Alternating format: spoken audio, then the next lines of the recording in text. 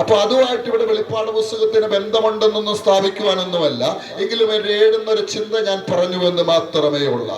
ഇവിടെ നമുക്കറിയാം വെളിപ്പാട് പുസ്തകത്തിന്റെ രചനയുടെ ഉദ്ദേശമൊക്കെ നമുക്കറിയാം, അതിന്റെ ബാക്ക്ഗ്രൗണ്ടുകളൊക്കെ അറിയാം. പത്മോസ് എന്ന ദ്വീപിൽ നാടുകടത്തപ്പെട്ട യോഹന്നാൻ എന്ന അപ്പോസ്തലനെ കുറിച്ച് 96 വയസ്സോളമുള്ള വന്യവയോധികനായിരുന്ന അപ്പോസ്തലന, അതുവരെയും എഫേസസ് സഭയുടെ പ്രധാന ചീഫ് പാസ്റ്ററായിരുന്ന, പ്രധാന അധ്യക്ഷനായിരുന്ന ആ ബഹുമാന്യ വയോധികനായ ബഹുമാന്യ ദൈവദാസന്റെ ആ വാർദ്ധക്യ സഹജമായ അനുഭവത്തിൽ കഴിഞ്ഞ ആഴ്ച താനൊരു കാര്യം എങ്ങനെ പറഞ്ഞു കാണാം, അല്ലയോ കുഞ്ഞുങ്ങളെ, ദൈവം സ്നേഹമാകുന്നു. അങ്ങനെയെങ്കിൽ ആ ദൈവത്തെ കൂടി ആരാധിച്ചിരുന്ന വ്യക്തി, ഹല്ലേലൂയ, അവിടെ യോഹന്നാൻ എന്ന് പറയുന്ന അപ്പോസ്തലന, ഇവിടെ കർത്താവിന്റെ ദൈവവചനം 1-ാം അധ്യായത്തിൽ പറയുന്നുണ്ട്, യേശുക്രിസ്തുവിന്റെ സാക്ഷ്യം നിമിത്തവും ദൈവവചനവും നിമിത്തം പത്മോസ് എന്ന ദ്വീപിൽ ഞാൻ ആയിരുന്നു എന്നാണ് പറയുന്നത്. അപ്പൊ പത്മോസ് എന്ന ദ്വീപിലായിരുന്ന യോഹന്നാൻ അപ്പോസ്തലന, യേശുക്രിസ്തു തന്റെ ജീവിതത്തിലെ അനുഭവം അവിടെ താന് യേശുവിന്റെ സാക്ഷ്യം വഹിച്ചതിന് മുമ്പ് ഡൊമീഷ്യൻ ചക്രവർത്തി തന്നെ തിളപ്പിച്ച എണ്ണയിലിട്ടു എന്നൊക്കെ ബൈബിളിൽ തെളിവുകളില്ലെങ്കിലും ചരിത്ര രേഖകളിൽ അത് എഴുതിയിട്ടുണ്ട്. സഭാചരിത്ര രേഖകളിൽ പാരമ്പര്യമായ ചിന്തകളിൽ അങ്ങനെ പറയുന്നു. എന്താണ്? ഡൊമീഷ്യൻ ചക്രവർത്തി തന്നെ തിളപ്പിച്ച എണ്ണയിൽ ഇട്ടുവെങ്കിൽ ആ തിളപ്പിച്ച എണ്ണയ്ക്കും തന്നെ ഒന്നുവാൻ ചെയ്യുവാൻ കഴിഞ്ഞില്ല. അതിനകത്തൊരു ആത്മീയ ദൂതുണ്ട്. 21-ാം അധ്യായ യോഹന്നാന്റെ സുവിശേഷത്തില് പത്രോസിനോടും യോഹന്നാനോടും യേശു ഓരോ ദൂതുകൾ പറയുന്നുണ്ട്. അവിടെ നമുക്ക് കാണുവാൻ കഴിയുന്നത്, പത്രോസിനോട് പറയുന്നു, നീ യൗവനക്കാരനായിരിക്കുമ്പോൾ നിനക്ക് ഇഷ്ടമുള്ളിടത്തേക്ക് നടക്കാം, പക്ഷേ നിനക്ക് വൃദ്ധനായ ശേഷം നിനക്ക് ഇഷ്ടമില്ലാത്തവരിടത്തേക്ക് നിന്റെ കൈകൾ ബന്ധിക്കപ്പെട്ടവനായി നീ പോകുമെന്നുള്ള കാര്യം പറയുന്നുണ്ട്. അതിന്റെ അർത്ഥം പത്രോസിന്റെ മരണ വാർദ്ധക്യത്തിലായിരിക്കും, വൃദ്ധനായ ശേഷമായിരിക്കുമെന്നാണ്. അപ്പോൾ ഈ ദൂത് പറയുന്നത് ഏകദേശം AD 30 ആ യോഹന്നാന്റെ സുവിശേഷം 21-ാമത്തെ അധ്യായത്തിലെ ദൂത് പറയുന്നതെങ്കിൽ ഏകദേശം AD 67 ആ പത്രോസ് അപ്പോസ്തലന് തലകീഴായി ക്രൂശിക്കപ്പെട്ടവനായി റോമിൽ വെച്ച് താൻ അവിടെ വാളിനിരയായി താൻ അവിടെ കൊല്ലപ്പെട്ടു എന്നാണ് സഭയുടെ ചരിത്രം പറയുന്നത്. അത് മാത്രമല്ല, അങ്ങനെ കഴിഞ്ഞപ്പോൾ യോഹന്നാനോട് യേശു പറഞ്ഞു, ഞാൻ വരുവോളം അവൻ ഇരിക്കണമെന്ന്, ഇവനെ കുറിച്ച് എന്താണ് ദൂതെന്ന് പത്രോസ് ചോദിച്ചപ്പോൾ യേശു പറയുവാൻ ഇടയായി തീർന്നു, ഞാൻ വരുവോളം അവൻ അവിടെ ഇരിക്കണമെന്നുള്ള എനിക്ക് അവനെ കുറിച്ചൊരു ഉദ്ദേശമുണ്ടെങ്കിൽ നിനക്കെന്താണെന്ന് ചോദിക്കുന്നത്. അതിന്റെ അർത്ഥം ഈ സഹോദരൻ യോഹന്നാൻ അപ്പോസ്തലന് മരണമില്ലായിരിക്കുമെന്ന് ഒരു ചിന്ത അവരുടെ ഉള്ളിലായപ്പോൾ യേശു പറഞ്ഞു, അങ്ങനെയല്ല ഞാൻ പറഞ്ഞത്, പിന്നെയോ ഞാൻ വരുവോളം അവൻ ഇരിക്കണമെന്ന് അവനെ കുറിച്ച് എനിക്കൊരു ചിന്തയുണ്ടെങ്കിൽ നിനക്കെന്താണെന്നാണ് പത്രോസിനോട് യേശു പറഞ്ഞത്. അതിന്റെ അർത്ഥം ഇതാണ്, മറ്റുള്ള അപ്പോസ്തലന്മാര് യൂദാ കെട്ടിയാനിയത്ത് ബാക്കിയുള്ള അപ്പോസ്തലന്മാരല്ല രക്തസാക്ഷികളായി മരിക്കുമ്പോൾ 96 വയസ്സുള്ള ഈ വയോധികനായ അപ്പോസ്തലന യേശുവിന് വേണ്ടി അഹോരാത്രം അധ്വാനിച്ച, യേശുവിന് വേണ്ടി വേർപ്പു ചിന്തിയായ, യേശുവിന് വേണ്ടി കഷ്ടം സഹിച്ച, യേശുവിന് വേണ്ടി സുവിശേഷ ഘോഷണം പറഞ്ഞ, വളരെ പ്രതികൂലത്തിലൂടെ കടന്നുപോയിട്ട് സഭയ്ക്ക് നേതൃത്വം കൊടുത്ത അനുഗ്രഹീതനായി ദൈവദാസനെ കുറിച്ച് അവിടെ എഴുതിയിരിക്കുന്നത് ഇങ്ങനെയാണ്, ഡൊമീഷ്യൻ തന്നെ തിളപ്പിച്ച് എണ്ണയിലിട്ടിട്ട് യേശുവിനെ തള്ളിപ്പറയാമോ എന്ന് പറയുമ്പോൾ, യേശു എനിക്ക് ഇത്രത്തോളം നല്ലവനായിരുന്നു, ആ യേശുവിനെ ഞാൻ തള്ളിപ്പറയത്തില്ല. അങ്ങനെ തടവുള്ളികളെ നാട് കടത്തുന്ന പത്മോസ് ദ്വീപിലേക്ക് ഈ ജിൻ കടലിടുക്കിലുള്ള 16 കിലോമീറ്റർ ചുറ്റളവുള്ള ആ കൂട്ടങ്ങളാൽ നിപുണീകൃതമായ ആ ഏകാന്തമായ ആ ദ്വീപിലേക്ക് തന്നെ നാട് കടത്തി. ആ നാട് കടത്തപ്പെട്ടവരാരും തിരികെ വന്നിട്ടില്ല എന്നാണ് അവിടെ ചരിത്രത്തിൽ എഴുതിയിരിക്കുന്നത്. കാരണം എന്തെന്ന് ചോദിച്ചാൽ, അവിടെ മൃഗങ്ങള് മറ്റു മൃഗങ്ങളും അവിടെയുള്ള തടവുള്ളികളെ കൊല്ല ആഹാരമാക്കാറുണ്ട്. അങ്ങനെ ഉള്ള സ്ഥലത്തേക്കാണ് 96 വയസ്സുള്ള വന്യവയോധികനായ ഈ ദൈവദാസനെ അയക്കുന്നത്. കഴിഞ്ഞ ആഴ്ച വരെ സഭയുടെ ആരാധനയിൽ ആശീർവാദം പറഞ്ഞ്, ദൂത് പറഞ്ഞത്, ആലോചന പറഞ്ഞ കുഞ്ഞുങ്ങളെ, ദൈവ സ്നേഹമാകുന്നു, കാൺമേൻ ദൈവമക്കൾ എന്ന് വിളിക്കപ്പെടുവാൻ പിതാവ് നമുക്ക് എത്ര സ്നേഹം തന്നിരിക്കുന്നു എന്ന് പറഞ്ഞയാള് ഇവിടെ ഏകാന്തമായ ദ്വീപിലൊറ്റയ്ക്കായിരിക്കുമ്പോൾ അവിടെ ദൈവത്തെ തള്ളിപ്പറഞ്ഞില്ല. സ്വർഗത്തെ താൻ കർത്തൃദിവസം എന്ന് പറഞ്ഞാൽ, കർത്താവിന്റെ ദിവസം എന്ന് പറഞ്ഞാൽ ആഴ്ചവട്ടത്തിന്റെ 1-ാം ദിവസം, യേശുക്രിസ്തു ഉയർത്തെഴുന്നേറ്റ ദിവസം, തനിക്ക് ദൈവമായിട്ടുള്ള കൂട്ടായ്മ ആരാധന അല്ലെങ്കിൽ ദൈവത്തെ ആരാധിക്കുന്ന ദിവസം, കർത്താവിന് മഹത്വം കൊടുക്കേണ്ട ദിവസം, ഒറ്റയ്ക്കാണെങ്കിൽ ദൈവത്തെ താൻ ആരാധനയിൽ വിമുഖത കാണിച്ചില്ല. സ്വർഗത്തിലേക്ക് നോക്കി താൻ ദൈവത്തെ ആത്മവിവശതയിലായി എന്നാണ് എഴുതിയിരിക്കുന്നത്. ആത്മവിവശതയിലാ ദൈവത്തെ താൻ ആരാധിച്ചപ്പോ സ്വർഗം തനിക്ക് വേണ്ടി തുറക്കുവാനിടയായി. അതിനകത്തൊരു ആത്മീയ ദൂത് പറയാ, ഏകാന്തമായിട്ടുള്ള അനുഭവമാണെങ്കിലോ ഒറ്റപ്പെടലിന്റെ അനുഭവങ്ങളിലാണെങ്കിലോ അവിടെയും ദൈവത്തെ ആരാധിക്കാൻ തയ്യാറായാൽ, അവിടെയും ദൈവത്തിന് മഹത്വം കൊടുക്കാൻ തയ്യാറാകുമ്പോ സ്വർഗം നമുക്ക് വേണ്ടി തുറക്കുവാനിടയായി. തുറന്ന സ്വർഗത്തിന്റെ കീഴില് ദൈവ സാന്നിധ്യം ഇറങ്ങി വരുമ്പോൾ ആരും നമുക്ക് കാണുവാനിടയായി.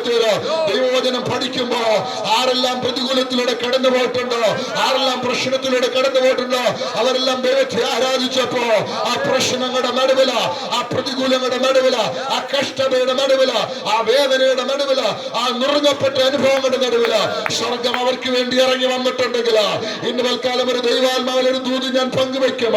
ദൈവം നമുക്ക് വേണ്ടി നമ്മുടെ കഷ്ടതയുടെ നടുവില് ഇറങ്ങി വരുന്ന ഒരു ദൈവമാണ്. അവൻ വിളിച്ചവനാകുന്ന ദൈവം നമ്മുടെ വിശ്വസ്തനായ ദൈവമാണ്. അവനറിയാതെ ഒരു തലമുടിനാര് പോലും പൊടിഞ്ഞു പോകുന്നില്ലെങ്കിൽ ദൈവം നമ്മെ നന്നായി അറിയുന്നുണ്ട്. അതിനകത്തൊരു ആത്മീയ ദൂത് ഒരു രക്ഷിക്കപ്പെട്ട ഒരു ദൈവപതിനെ സംബന്ധിച്ച്, സ്നാനപ്പെട്ട് ദൈവത്തെ ആത്മാവിലും സത്യത്തിലും ആരാധിക്കുന്ന ഒരു ദൈവത്തെ സംബന്ധിച്ച് കർത്തൃദിവസം ഏറ്റവും പ്രധാനപ്പെട്ടതാണ്. പലരും സഭാരാധനകൾ മുടക്കുന്നവരെ കാണുമായിരിക്കാം. പക്ഷെങ്കിൽ ദൈവത്തെ ആരാധിക്കുക ഒരു ക്രിസ്തീയ അനുഭവമുള്ള ഒരു ദൈവത്തിന്റെ പ്രഥമ സ്ഥാനമാണ്. സ്തോത്രം. ഒറ്റയ്ക്കാണെങ്കിലും താൻ ദൈവത്തെ ആരാധിക്കുകയാണ്. ദൈവത്തിന് മഹത്വം കരയറ്റുകയാണ്. സ്തോത്രം. ഹല്ലേലൂയ. അങ്ങനെയാണ് നമുക്കതിന്റെ ബാക്ക്ഗ്രൗണ്ട് നമുക്കറിയാൻ കഴിയുന്നു. അങ്ങനെ ഹല്ലേലൂയ ദൈവവചനം പറയുമ്പോൾ അതിന്റെ കീ വേർഡ് എന്ന് പറയുന്നത് 1-ാം അധ്യായത്തിൽ 18-ാം വാക്യമാണ് തോന്നുന്നു. ഇങ്ങനെ എഴുതിയിരിക്കുന്നു, നീ കണ്ടതും ഇപ്പോഴുള്ളതും മേലാൽ സംഭവിപ്പാനുള്ളതും. 18-ാം വാക്യം പറയുന്നു, യോഹന്നാൻ എന്നോട് യേശു പറയുന്നതാണ് അല്ലേ. അപ്പോൾ ഇവിടെ സ്വർഗം തുറന്നു. അപ്പോൾ താൻ കണ്ട ഒരു കാഴ്ച, താൻ ഒരു ശബ്ദം കേട്ടു. തന്നോട് സംസാരിച്ച നാദം എന്തെന്ന് കാൺമാൻ. നാദം എന്ന് പറഞ്ഞ ശബ്ദമൊന്നാണ്. ആ ശബ്ദം കേൾക്കുകയാണ് ചെയ്യുന്നത്. പക്ഷെ ഇവിടെ എഴുതിയിരിക്കുന്നു ശബ്ദം കാൺമാൻ എന്ന് പറഞ്ഞാൽ വചനം പറയുന്നു, ആദിയിൽ വചനമുണ്ടായിരുന്നു, വചനം ദൈവത്തോടു കൂടിയായിരുന്നു, വചനം ദൈവമായിരുന്നു. ആദിയിൽ എന്ന് പറഞ്ഞാൽ ഒന്നുമില്ലായ്മയിൽ നിന്ന് പൂർവകാലം നിത്യതയില്, ഒന്നുമില്ലായ്മ ദൈവ പൂർവകാല നിത്യതയില് ദൈവത്തിന്റെ പൂർവാസ്തിത്വം എന്ന് പറയുന്നത് മാറ്റമില്ലാത്തതാണ്. പൂർവകാല നിത്യതയില് യേശു ദൈവമായിരുന്നു, പിതാവിനോട് സമത്വമുള്ളവനായിരുന്നു. ആ യോഹന്നാന്റെ സുവിശേഷം 1-ാം അധ്യായത്തിൽ എഴുതിയിരിക്കുന്നു, ആദിയിൽ വചനമുണ്ടായിരുന്നു, വചനം ദൈവമായിരുന്നു, വചനം ദൈവത്തോടു കൂടിയായിരുന്നു, അവൻ മുഖാന്തരം സകലതും ഉളവായി, അവനെ കൂടാതെ ഒന്നും ഉളവായില്ല. അങ്ങനെയെങ്കിൽ എബ്രായ ലേഖനത്തിൽ പറയുന്നു, നാം വസിക്കുന്ന ഈ പുരാതന ഈ ഭൂമിയും ഈ പ്രപഞ്ചം മുഴുവൻ ദൈവത്താലും ദൈവവചനത്താലും സൃഷ്ടിക്കപ്പെട്ടു എന്ന് എഴുതിയിരിക്കുമ്പോൾ വചനമെന്ന് പറഞ്ഞാൽ അത് ശബ്ദമുളവായി. ഉളവായ ശബ്ദം എന്ന് പറഞ്ഞാൽ അത് യേശു ക്രിസ്തുവാണ്.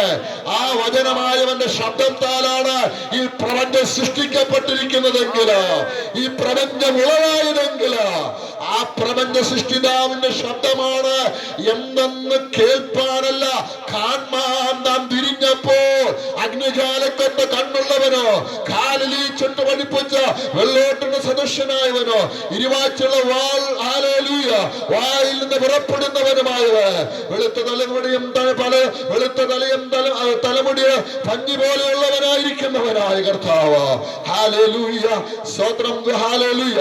ആ കർത്താവിന് തേജസ്കരിക്കപ്പെട്ടവനായ കർത്താവ്, കാലിൽ ചുട്ട് പഠിപ്പിച്ച വെള്ളോട്ടിന് സദൃശനായ തേജസ്കരിക്കപ്പെട്ടവനായ കർത്താവിനെ യോഹന്നാൻ കാണുവാനിടയായി.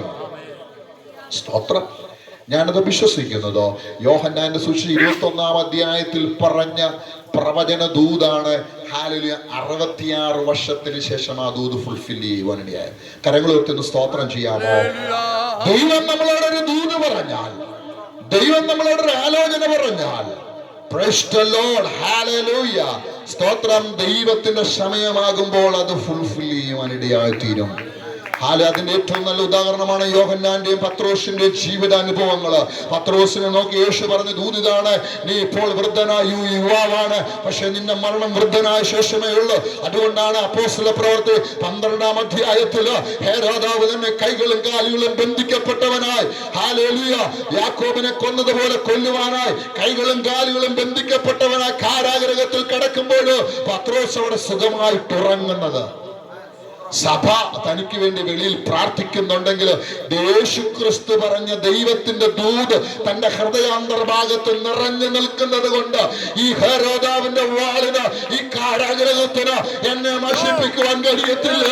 ഹല്ലേലൂയ. എന്റെ അരുമമാരൻ എന്നോടൊരു ദൂത് പറഞ്ഞിട്ടുണ്ട്, ഞാനിപ്പോൾ യൗവനക്കാരനാണ്, പക്ഷേ എന്റെ മരണ വൃദ്ധനായ ശേഷമാണെന്ന് പറഞ്ഞിട്ടുണ്ടെങ്കിൽ ഇവിടുത്തെ ഹെരോദാവിന്റെ വാളിനോ, ഹല്ലേലൂയ, ഈ കാരാഗൃഹത്തിനോ എന്നെ ഒന്നും ചെയ്യുവാൻ കഴിയത്തില്ല എന്ന് പറഞ്ഞ് രാത്രി വിശ്വസിക്കുന്നവര് ഹൃദയം നിറഞ്ഞ ദൈവത്തെ ആരാധിക്കട്ടെ. നമ്മുടെ ദൈവത്തിന് വാക്ക് മാറത്തില്ല.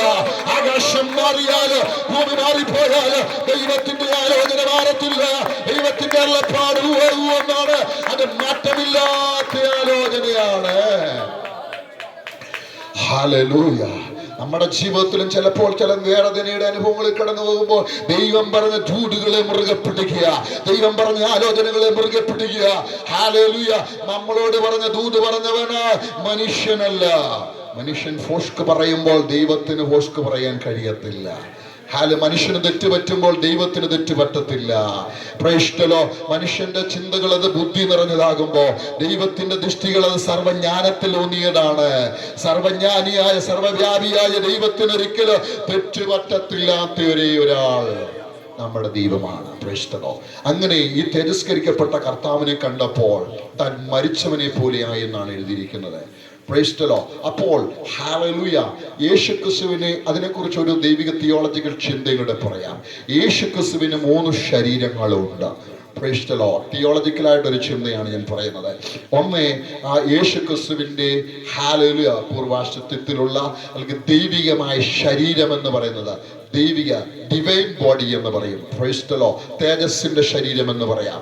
2, മനുഷ്യനായി മറിയയുടെ ഗർഭപാത്രത്തിൽ ഈ ഭൂമിയിൽ ഉരുവായ പൂർണ്ണ മനുഷ്യനായി അവതരിച്ച ഹ്യൂമൻ ബോഡി എന്ന് പറയും, മനുഷ്യ ശരീരം എന്ന് പറയുന്നത്.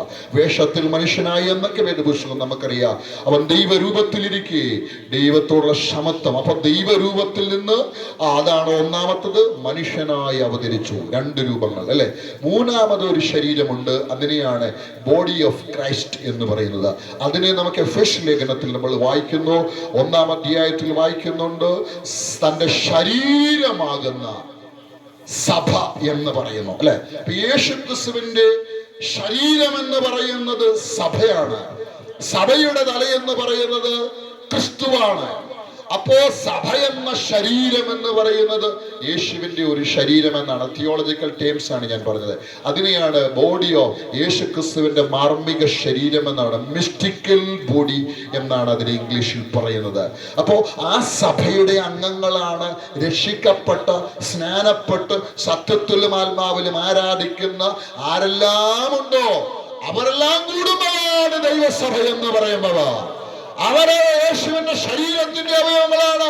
അതുകൊണ്ടാണ് കർത്തൃമേശ എടുക്കുമ്പോൾ നാം പറയുമ്പോ അപ്പമെന്നാകൊണ്ട് പലരായ നാം ക്രിസ്തുവിൽ ഒരു ശരീരമാകുമെന്ന് പറയുമ്പോഴോ നാം പല ശരീരം മാതാപിതാക്കൾക്ക് ജനിച്ചു വളർത്തപ്പെട്ടെങ്കിലോ ക്രിസ്തുവിൽ നാം ഒരു ശരീരത്തിന്റെ അവയവമാണ്.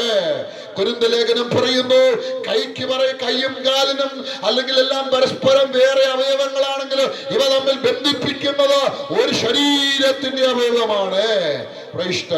അപ്പോ ഈ 3 ശരീരങ്ങൾ, ദൈവിക ശരീരം, അതുപോലെ തന്നെ യേശുവിന്റെ മാനുഷിക ശരീരം, 3 മാർമിക ശരീരം, ഈ 3 ശരീരം. അപ്പോൾ ഇവിടെ യേശു തേജസ്സിന്റെ ശരീരത്തോടു കൂടിയാണ് ഇവിടെ വെളിപ്പെടുന്നത്. അതുകൊണ്ടാണ് ആ തേജസ്സിന്റെ ശരീരത്തോടു കൂടി പൂർണ്ണ തേജസ്സോടെ എന്ന് പറയുകയാണെങ്കിൽ പറയാൻ പറ്റത്തില്ല. കാരണം അതുകൊണ്ടാണ് ആ തേജസ്സിന്റെ ശരീരം കണ്ടപ്പോഴാണ് താൻ മരിച്ചവനെ പോലെയായത്. കാരണം അതുവരെ യേശുവിന്റെ ഹ്യൂമൻ ബോഡി മാത്രം കണ്ടിരുന്ന ഹല്ലേലൂയ ഇവര് യേശുവിന്റെ തേജസ്സിന്റെ ശരീരം യോഹന്നാൻ കണ്ടപ്പോ അതുവരെ 3.5 വർഷം തന്നോട് കൂടി ഇരുന്ന ആ ഗുരുവാവനെ അല്ല, പിന്നെയോ തന്റെ ദൈവരൂപത്തിലെ യേശുവിന്റെ യേശുവിന്റെ ശരീരം, തേജസ്സിന്റെ ശരീരം കണ്ടു. മരിച്ചവനെ പോലെയായപ്പോൾ യോഹന്നാനെ നീ ഭയപ്പെടണ്ട എന്ന് പറഞ്ഞു. സ്തോത്രം. നമ്മൾ ചിലപ്പോൾ ഭയന്നു പോകുമ്പോൾ യേശു പറയുന്നു നീ ഭയപ്പെടണ്ട. Praise the Lord. കർത്താവ് പറയുന്നു നമ്മൾ ഭയപ്പെടണ്ട. ഭയം പലപ്പോൾ പല രീതിയിലുള്ള ഭയം നമുക്ക് വരാം. ചിലക്ക് ഇരുട്ടിന്റെ ഭയമുള്ളവർ കാണുമായിരിക്കാം. രോഗങ്ങൾ വരുമ്പോൾ, ചില മാരക രോഗങ്ങൾ വരുമ്പോൾ ആ രോഗത്തിന്റെ ചിന്തകൾ മനുഷ്യനെ ഭയപ്പെടുത്താമായിരിക്കാം. വലിയ കടഭാരം വരുമ്പോൾ എനിക്കിത് വീട്ടാൻ പറ്റത്തില്ലെന്നുള്ള ആ ഭയം മനുഷ്യനെ ഭരിക്കുമായിരിക്കാം. എക്സാം എഴുതുന്ന കുഞ്ഞുങ്ങൾ എനിക്കിതിൽ ജയിക്കാൻ പറ്റുമോ എന്നുള്ള ഭയം മനുഷ്യന് ആകുലതകൾ വരാമായിരിക്കാം. ചിലപ്പോൾ ജീവിതത്തിൽ നമ്മളുടെ വേദനകളും വേദനകൾ വരുമ്പോൾ കാലയിലെ പിശാച് നമ്മെ ഭയപ്പെടുത്തുന്ന അനുഭവത്തിലൂടെ കടത്തിവിടുമായിരിക്കാം. പക്ഷെ ഇന്ന് രാത്രി ഒരു കാര്യം പറയട്ടെ, ഭയപ്പെടേണ്ട എന്നൊരുവൻ അരുളി ചെയ്തിട്ടുണ്ടെങ്കിൽ അത് നമ്മുടെ കർത്താവാണ്. ആ കർത്താവ് ഒരു വാക്ക് പറയുന്നുണ്ടെങ്കിൽ ജീവിതത്തിന്റെ ഏതെല്ലാം ഭയത്തിന്റെ അനുഭവത്തിലൂടെ കടന്നു പോയാൽ യേശു പറയുകയാണ് ഭയപ്പെടേണ്ട യോഹന്നാനേ എന്ന് പറഞ്ഞപ്പോ അവന്റെ തോളിൽ തട്ടിയപ്പോ മരിച്ചവനെ പോലെ ആ യോഹന്നാന്റെ ഭയത്തിൽ നിന്ന് അവനൊരു ജയം പ്രാപിച്ചു. അവനൊരു റിലാക്സേഷൻ ലഭിച്ചുവെങ്കിൽ യേശു ക്രിസ്തുവിന്റെ നാമത്തിൽ നമ്മെ ഭയപ്പെടുത്തുന്നതായ വേദനിപ്പിക്കുന്നതായ മുറിവേൽപ്പിക്കുന്നതായ എല്ലാ പൈശാചിക ശക്തിയുടെ മേല്, ദുഷ്ടന്റെ ആധിപത്യങ്ങളുടെ മേല് നസ്രയന്റെ അധികാരമുള്ള നാമത്തിൽ മരണത്തെ ജയിച്ചവനായ യേശു പറയാണ് ഞാൻ മരിച്ചവനായിരുന്നു. പിശാചി ചിന്തിച്ചു ഞാൻ മരിച്ച കല്ലറയ്ക്കുള്ളിൽ ഒതുങ്ങുമെന്ന് ചിന്തിച്ചുവെങ്കിൽ കല്ലറകളെ വേദിച്ചുകൊണ്ട് മരണത്തെ തോൽപ്പിച്ചുകൊണ്ട് ഞാൻ ഉയർത്തെഴുന്നേറ്റ് ഇന്നും ജീവിക്കുകയാണ്. യേശു പറഞ്ഞു മരണത്തിന്റെയും പാതാളത്തിന്റെയും താക്കോൽ എന്റെ കയ്യിലുണ്ട്. ഹല്ലേലൂയ. എന്നിട്ട് പറയാണ് നീ എഴുതുക ഇപ്പോൾ ഉള്ളതും നീ കണ്ടത്. ഒന്ന് നീ കണ്ടതാണ് തിരസ്കരിക്കപ്പെട്ട കർത്താവ്. രണ്ടാമത്തേതാണ് 2-3 അധ്യായങ്ങളിൽ ഇപ്പോഴുള്ളത് ഏഷ്യ മൈനറിലുള്ള 7 സഭകൾ. 4 തൊട്ട് 22 വരെയുള്ള അധ്യായങ്ങളിൽ മേലാൽ സംഭവിക്കാനുള്ളത്.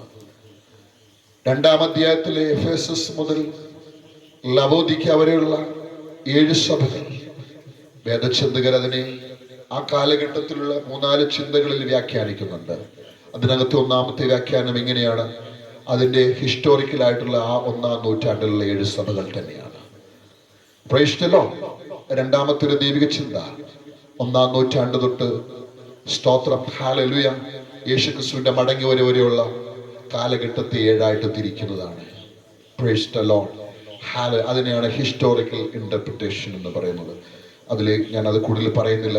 അങ്ങനെയുള്ള 6-ാമത്തെ സഭയോടുള്ള ഒരു ദൂതാണ് ഫിലദൽഫിയ എന്ന് പറയുന്നത്. സഭാചരിത്രകാരന്മാർ പറയുന്നത് ഹിസ്റ്റോറിക്കൽ ഇന്റർപ്രിട്ടേഷൻ വ്യാഖ്യാനത്തിൽ അത് 18-ാം നൂറ്റാണ്ടിനെയാണ് കാണിക്കുന്നത്. 18-ാം നൂറ്റാണ്ടിൽ ലോകവ്യാപകമായി മിഷണറിമാർ ദൈവോചനമായി പോയ കാലഘട്ടമാണ്. അതുകൊണ്ടാണ് പറയുന്നത് ഫിലദൽഫിയ എന്ന വാക്കിന്റെ അർത്ഥം ഫിലിയ എന്ന് പറഞ്ഞാൽ ദൈവസ്നേഹമാണ്. ഫിലദൽഫിയ എന്ന് പറഞ്ഞാൽ സഹോദര സ്നേഹമാണ്. ഹല്ലേലൂയ. സ്നേഹത്തിന് പ്രധാനമായിട്ടും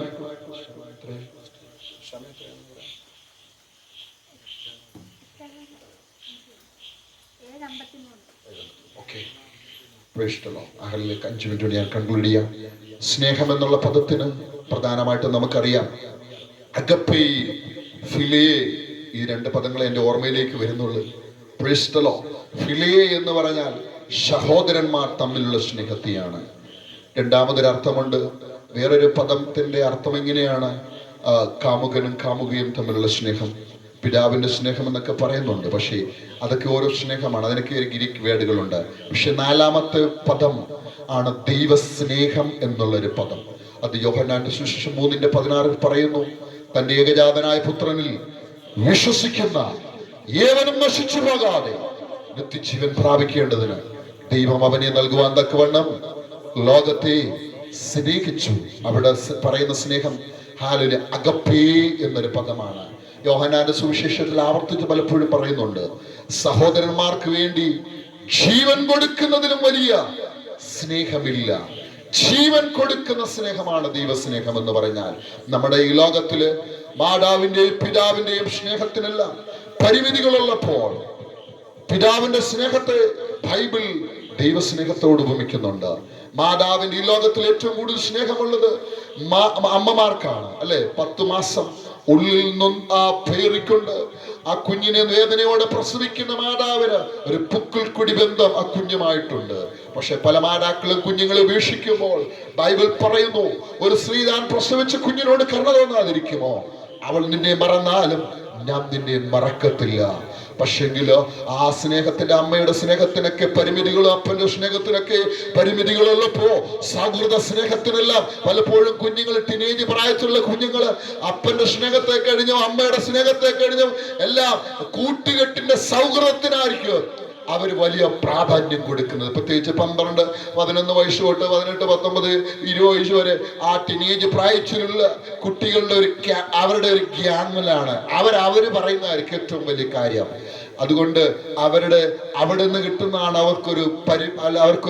അവർക്ക് ചില അല്ലെങ്കിൽ അവരെ എല്ലാവരും ശ്രദ്ധിക്കുന്നത്, അവരുടെ വാക്കുകൾക്ക് വില കൽപ്പിക്കുന്ന ആ സൗഹൃദത്തിലായതുകൊണ്ടായിരിക്കാം. പക്ഷെ പറയട്ടെ, ആ ബന്ധങ്ങൾക്ക് പോലും പരിമിതികളുള്ളപ്പോ അതിനെ കഴിഞ്ഞ് നമ്മളെ സ്നേഹിക്കുന്നത് എപ്പോഴും പേരൻസ് ആണ്.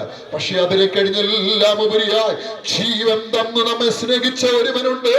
അത് നമ്മുടെ കർത്താവായ യേശു ക്രിസ്തുവാണെങ്കിൽ ഈ ദേശത്തോടായി പറയുന്നു, ഈ ലോകത്തിലെ ബന്ധങ്ങൾ സ്നേഹങ്ങൾക്കുമെല്ലാം പരിമിതികളുള്ളപ്പോ നിങ്ങളെ സ്നേഹിച്ചു, പരിമിതികളില്ലാതെ അതിനെ ഒരു അളവക്കാരെ സ്നേഹിച്ചത് യേശു ക്രിസ്തുവാണ്. ആ സ്നേഹം പ്രദർശിക്കപ്പെട്ടത് കാൽവരി ക്രൂശിലാണ്. ആ സ്നേഹം എങ്ങനെയെന്ന് ചോദിച്ചാൽ തന്റെ ജീവൻ നമുക്ക് മറുപടിയായി തന്നുകൊണ്ടാണ്. തന്റെ അവസാനത്തെ തുള്ളി രക്തം നമുക്ക് വേണ്ടി ഊട്ടി തന്നിട്ടാണ് ആ സ്നേഹം പ്രദർശിപ്പിക്കപ്പെട്ടുവെങ്കിൽ ആ സ്നേഹത്തിന്റെ ആഴമറിഞ്ഞൊരു വ്യക്തി ജീവിതത്തിൽ നിരാശപ്പെടത്തില്ല. ഇവിടെ എഴുതിയിരിക്കുന്ന ആ വാക്യം ഒന്നുകൂടെ വായിച്ച് ഞാൻ കണ്ടുപിടിക്കാം. ഫിലദൽഫിയയിലെ സഭയുടെ ദൂതനെ എഴുതുക. ദൂതൻ എന്ന് പറയുന്നത് പ്രതിപുരുഷൻ, റെപ്രസെന്റേറ്റീവ്. നമ്മുടെ സഭയിൽ പ്രതിപുരുഷന്മാർ, അവർക്കൊരു, അല്ലെങ്കിൽ സെക്രട്ടറി, പാസ്റ്റർ ആരായിക്കോട്ടെ, അവർക്കൊരു ദൂത് എഴുതുക. വിശുദ്ധനും സത്യവാനും. ദൈവത്തിന്റെ ഗുണങ്ങളിൽ ഒന്നാണ് നമ്മുടെ ദൈവം ആരാണ്? വിശുദ്ധനാണ്. വചനം പറയുന്നു, ഞാൻ വിശുദ്ധനായിരിക്കുന്ന പോലെ നിങ്ങളും വിശുദ്ധരായിരിക്കും.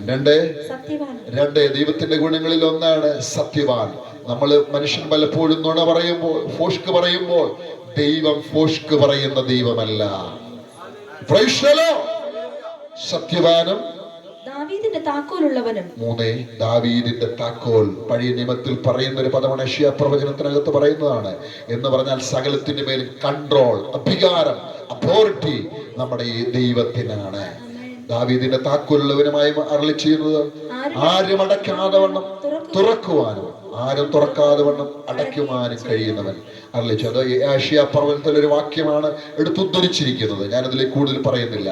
അതുകൊണ്ട് അങ്ങനെയെങ്കിൽ ആ താക്കോലുള്ളവൻ പറയുന്നു, ആ കർത്താവാണ് നമുക്ക് വേണ്ടി വാതിൽ തുറക്കുന്നത്.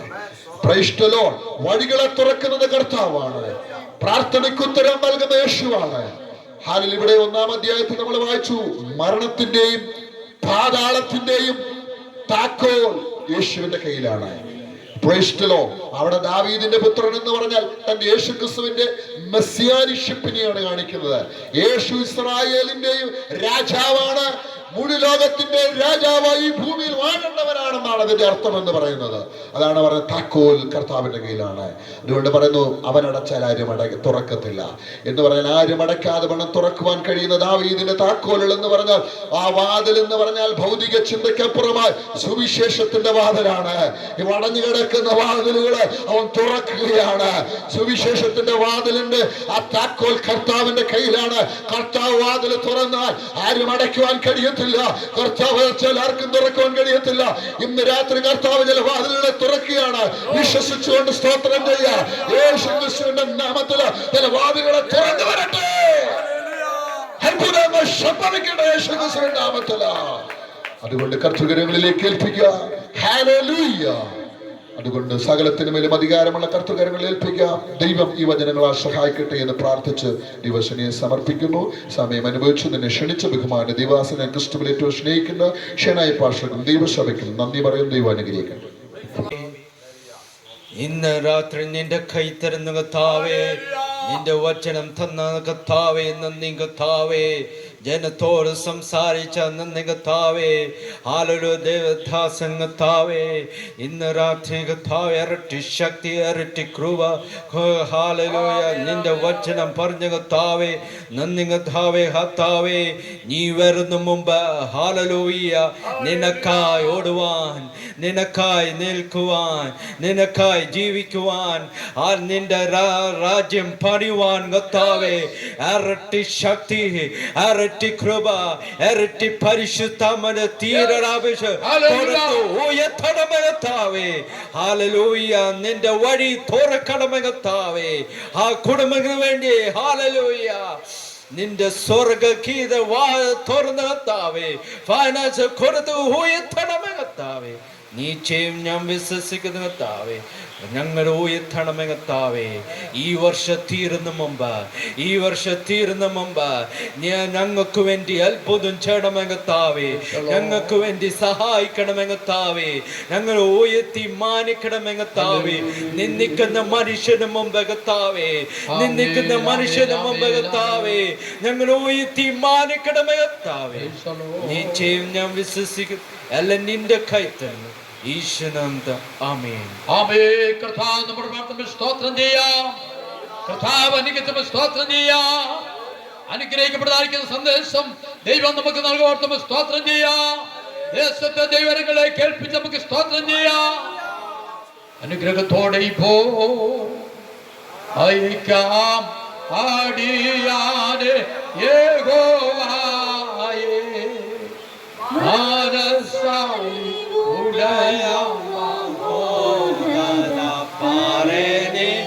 വന്ദനം നിനക്കാമേ.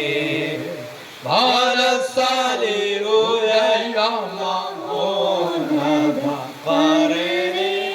വന്ദനം നിനക്കാമേ. സകല ബുദ്ധിയെ കവിതായ ദൈവ സമാധാനം കർത്താവായ യേശു ക്രിസ്തുവിന്റെ കൃപയും ആശ്വസിപ്പിച്ച് നമ്മൾ വഴി നടത്തുന്ന പരിശുദ്ധാത്മാവിന്റെ കൂട്ടായ്മയും സഹവാസവും നാം എല്ലാ വിഷയത്തോടും മൂലമുള്ള സകല വിശുദ്ധന്മാരോടും നാം ഓരോരുത്തരോടും ഈ ദേശത്തോടും ചുറ്റുപാടുള്ളതായിരിക്കുന്ന എല്ലാ ഭവനങ്ങളോടും ഈ സന്ധ്യാരാധനയോടും ഇന്ന് മുതൽ എപ്പോഴും ഉണ്ടായിരിക്കുമാറാകട്ടെ. ഇത്രത്തോളം തന്ന ദൈവത്തിന് സ്തോത്രം. Hallelujah, hallelujah, hallelujah. ആമേൻ. കർത്താവായ യേശുവേ വേഗം വരണമേ. ആമേൻ, ആമേൻ, ആമേൻ. ഈ ബലത്തോടെ കടന്നു പോകുമേ, ഇരട്ടി ബലത്തോടെ അടുത്ത ഞായറാഴ്ച രാത്രി കാലം കടന്നു വരുവാൻ നിങ്ങളെല്ലാവരെയും ദൈവം ശക്തീകരിക്കുമാറാകട്ടെ. കടന്നു വന്ന ദൈവം എന്നെ സംസാരിക്കുന്ന ദൈവത്തിന്റെ അഭിഷേകത്തിന് പ്രത്യേകം എന്റെയും ഈ സന്ധ്യാരാധനയുടെയും നമുക്ക് പ്രത്യേക നന്ദി രേഖപ്പെടുത്തുന്നു.